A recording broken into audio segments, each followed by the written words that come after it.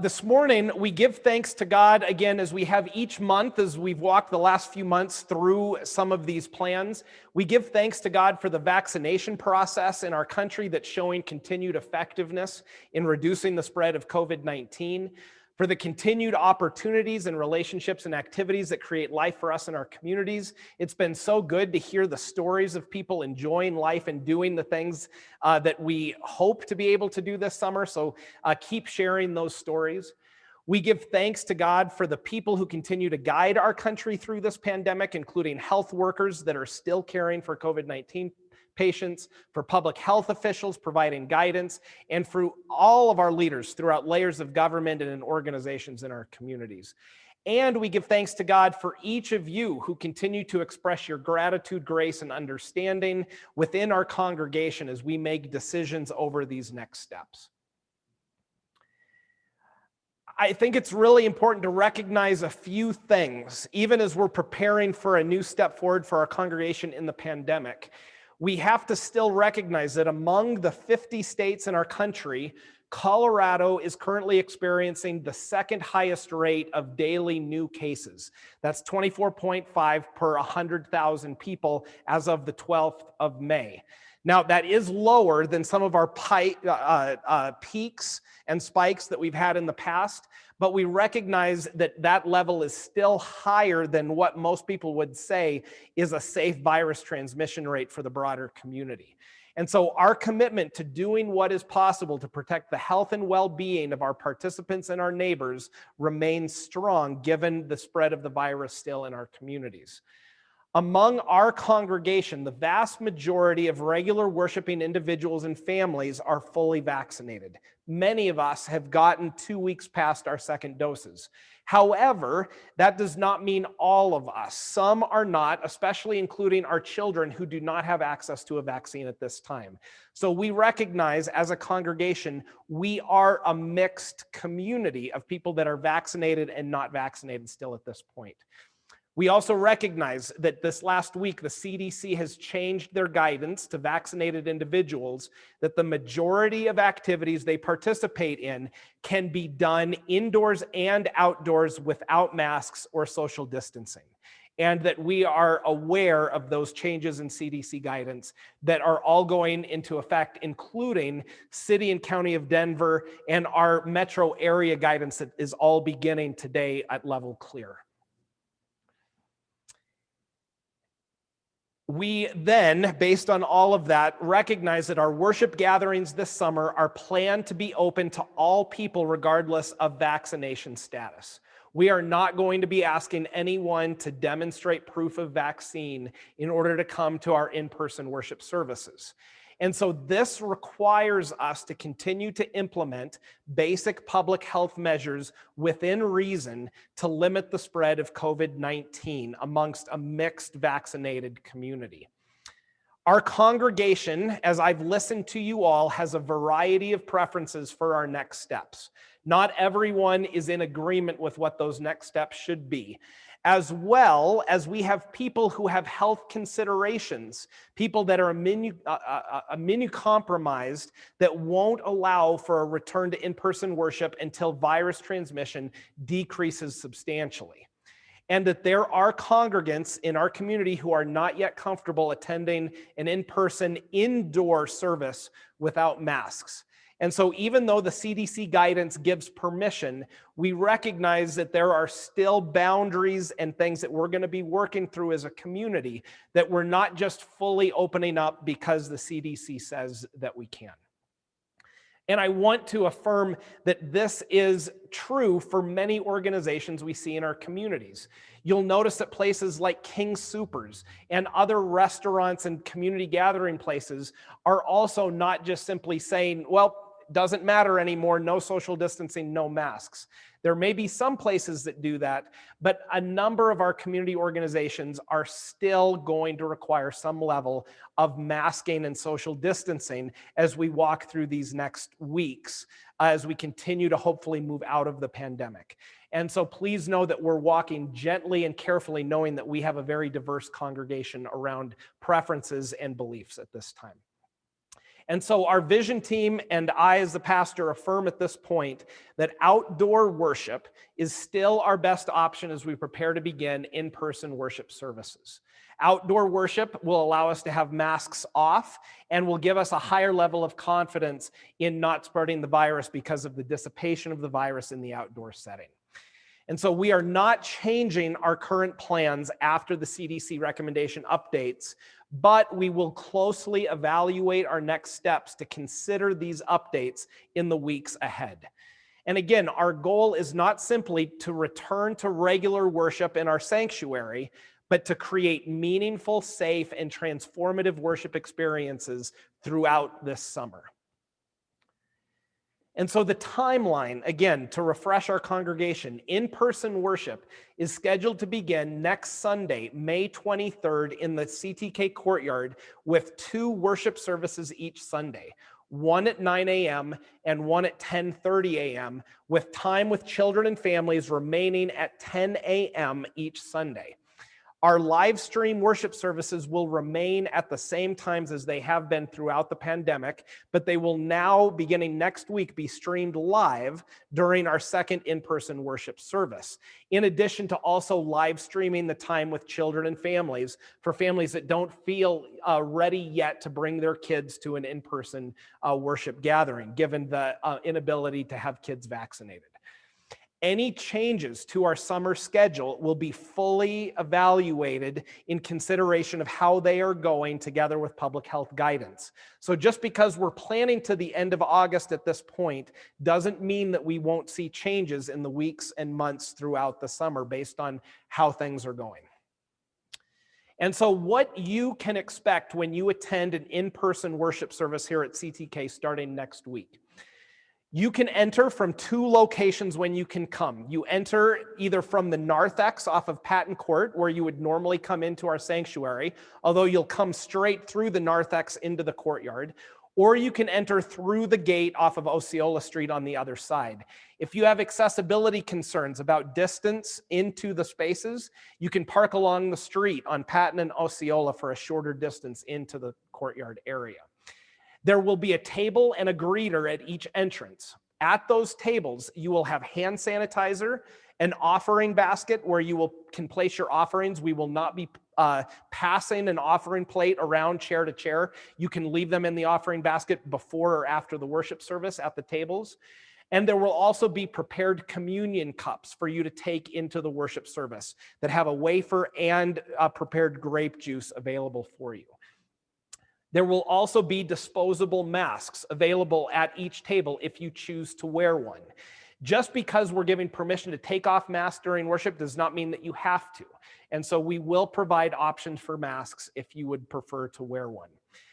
We still will recommend wearing masks while interacting with others before and after worship, when you're potentially going to be in close proximity talking with others.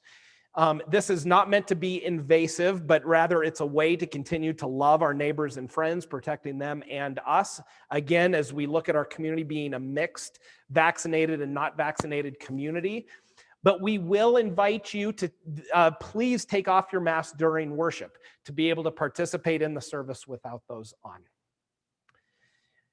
Bathrooms will be available in the narthex, and we'll recommend 1 person at a time in each restroom. And so we'll put a sign on the door.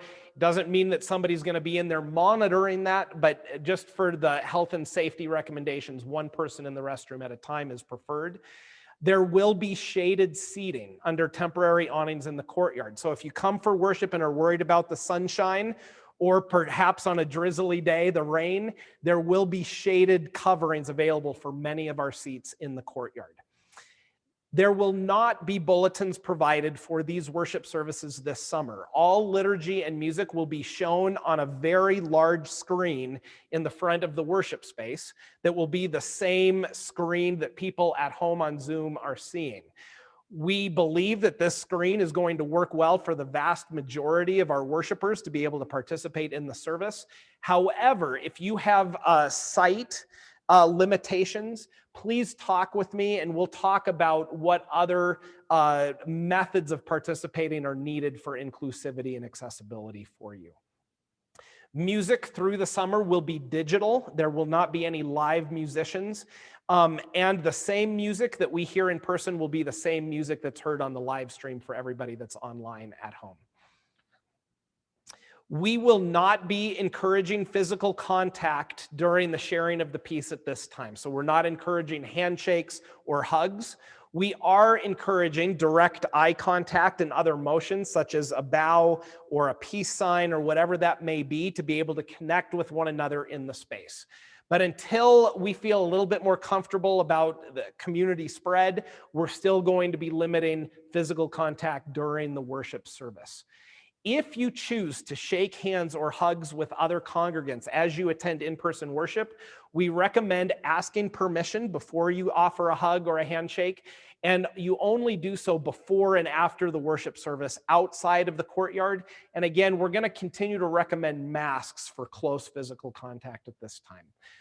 We are not providing a fellowship time where you can come and sit around tables and talk and eat with one another initially. We're going to evaluate options for a fellowship time as we begin the in-person services and after we get a number of our other details in place. I do believe that we will have options for fellowship as we move along through the summer, but we're going to take this one step at a time. So you can feel free to talk and mingle with one another outside of the courtyard before and after worship, but there will not be a formal time with food and drinks and tables for that yet. Communion will be a part of each worship service for us. You're welcome to bring your own communion elements in whatever form you prefer. As I've talked with other pastors and other congregations that have either already moved back in person or preparing for that, for many people that looks like bringing a cracker or a piece of bread in a baggie and perhaps maybe a small water bottle with whatever elements you would like to use for communion. I do want to recommend that bringing your own elements from home will be a more environmentally friendly form of communion. But in order to be accessible and inclusive of all people, we do have prepared communion cups that we are going to be using that will be available for everyone, regardless of whether you bring your own elements or not. And as I described earlier, it has both a wafer and grape juice, and you can peel back one layer to get the wafer and then another layer to drink the grape juice, and that those will be distributed at the tables as you come in. At least early in our beginning to do in-person worship, you will not be receiving elements directly from me at this time, and you will continue to use elements that you have with you at your seat.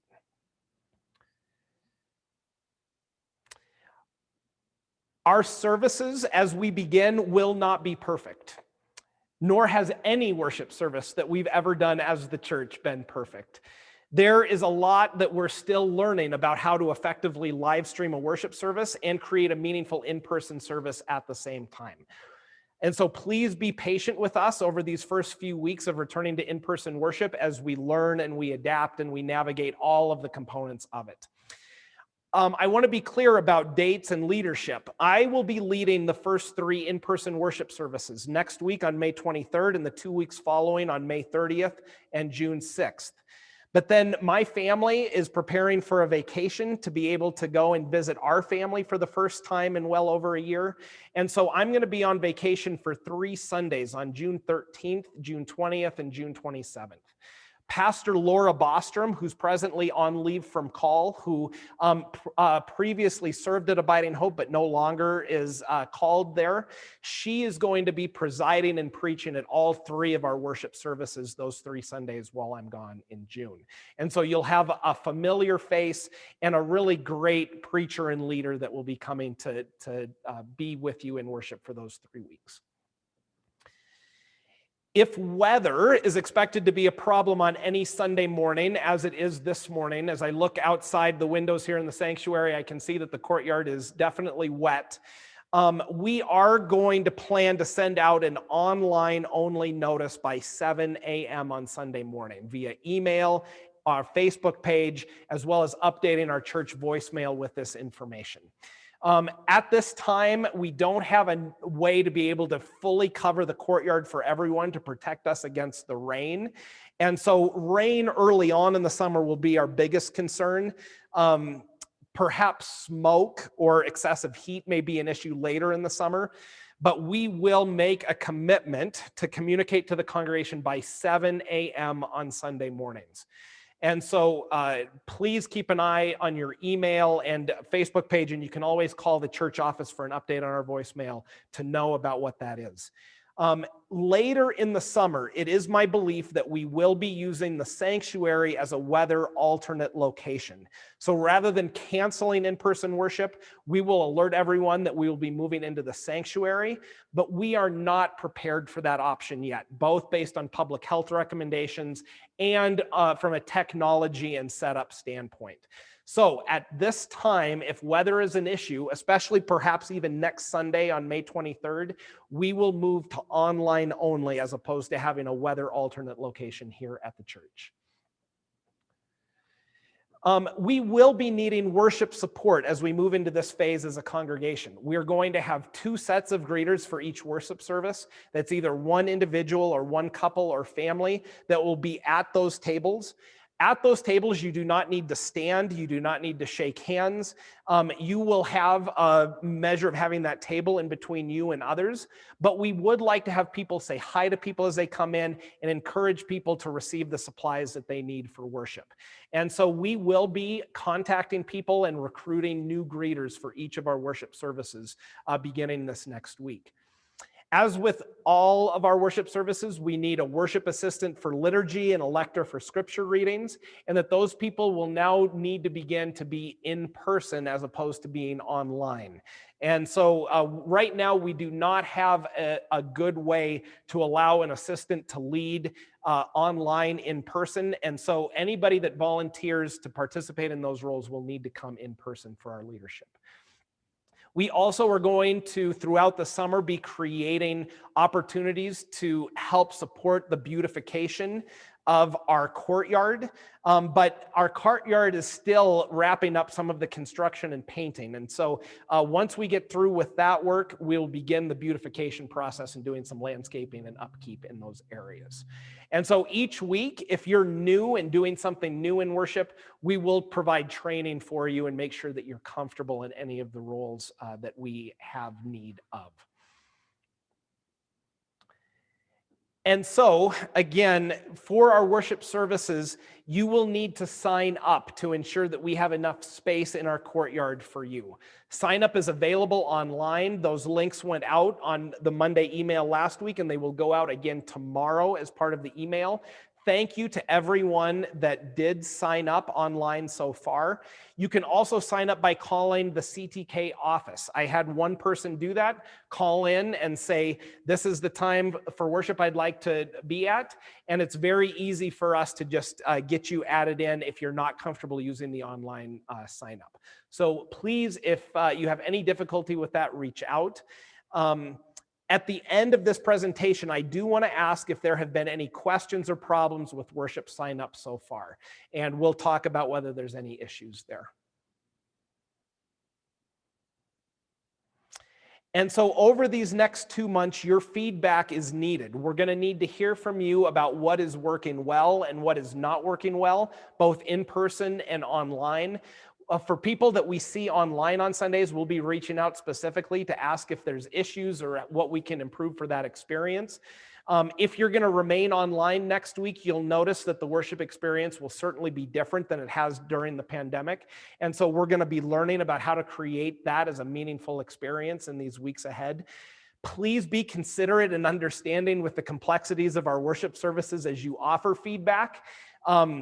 Be gentle with how you offer it, but don't withhold your valuable feedback. Your feedback is what's going to help us improve these experiences through the summer. And just to be clear, when you don't offer feedback, the silence or lack of feedback can often feel like negative feedback to leadership. For folks that don't hear anything, you sort of begin to assume, well, things aren't working well. So if all is well and good and you're enjoying the experience, please let us know that too. And just give us a thumbs up and say, yep, this is all what we had hoped for, and we're really finding meaning in our worship.